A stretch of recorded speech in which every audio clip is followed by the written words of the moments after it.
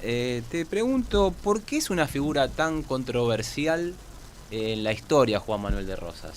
Bueno, como dije en un momento, la historia oficial que nace con Mitre, cuando se hace un poco de los destinos del país después de la entrega de Urquiza en Pavón en 1862, Mitre hace un trabajo extraordinario en cuanto a instalar un relato oficial, pero más allá de eso, un sentido de país, no solamente un relato.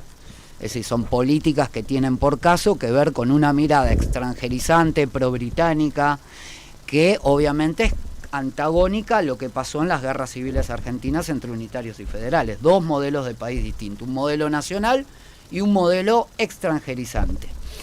A la luz de lo que hizo Mitre, evidentemente ayer yo compartía la famosa carta de Mitre a quien fue el primer revisionista histórico, un discípulo de él, el querido Adolfo Saldías, que habiendo reunido una cantidad de documentos importantes que le da la hija de Rosas en el exilio, logra constituir una obra monumental de revisionismo argentino llamada Historia de la Confederación Argentina. Cuando Saldías le presenta esta obra a Mitre, Mitre le contesta en una carta muy conocida donde prácticamente lo mata Saldías, ¿no? Le dice que está defendiendo a los tiranos, que esa no es la historia que se debería contar, que él instaló un relato. Y por caso también dice una palabra que conceptualiza a Mitre, ¿no? Dice mantener los nobles odios. Entonces cuando vos decís por qué es tan polémica, por qué fue una figura premeditadamente ocultada la de Rosas, porque evidentemente hubo un relato que parte obviamente no solo de esta acción de Mitre de evitar que se hable sobre la historia en su faceta, digamos, verdadera o en ese análisis revisionista que uno puede hacer sobre la misma, sino que se abocó un relato que después se institucionaliza. Yo soy un gran defensor de la ley 1420, por ejemplo, amén de que soy católico, me parece que fue el momento oportuno para poder desarrollar una ley de ese carácter en épocas de Roca, pero se institucionaliza el relato, se institucionaliza, bien digo, digamos, una forma de contar la historia. Eso lleva a un sentido común, aprendido desde chicos. Después eso se institucionalizó en la escuela secundaria y después eso pasó con la historia social, que es una especie de apéndice en el siglo XX de la historia oficial mitrista.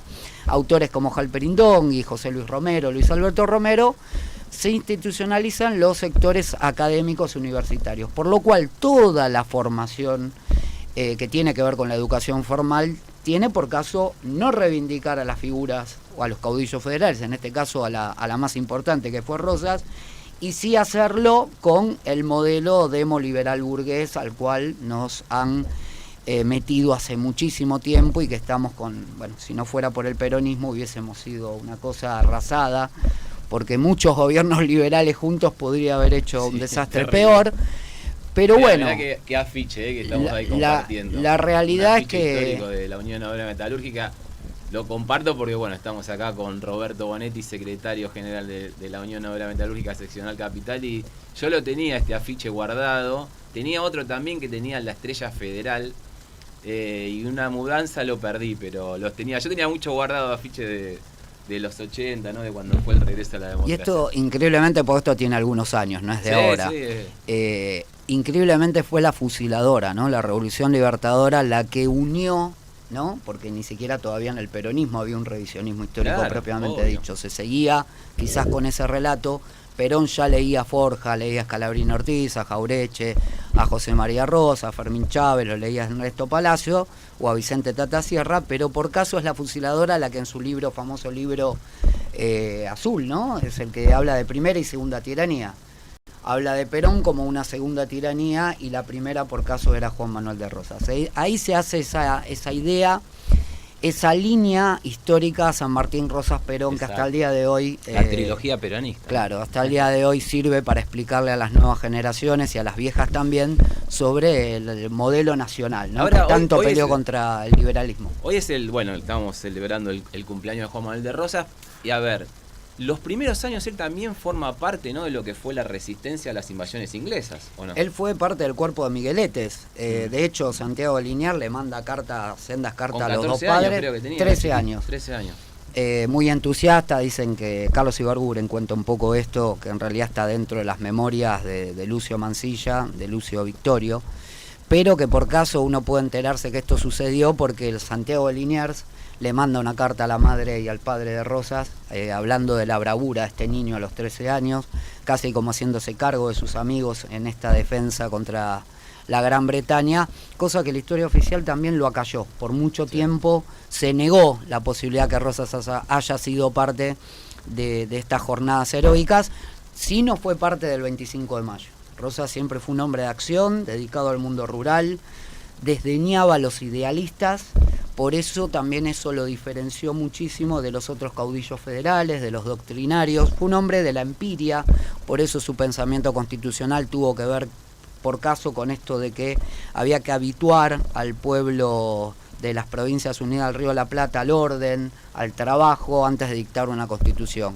Sí. Bueno, uno puede entender y comprender este pensamiento de Rosas en las cartas de la Hacienda Figueroa, en una entrevista que le hace otro historiador mitrista del siglo XIX como Vicente Quesada, que lo visitan en Inglaterra, en el Burgess Farm, y él le vuelve a explicar su posición con respecto a no dictar una constitución.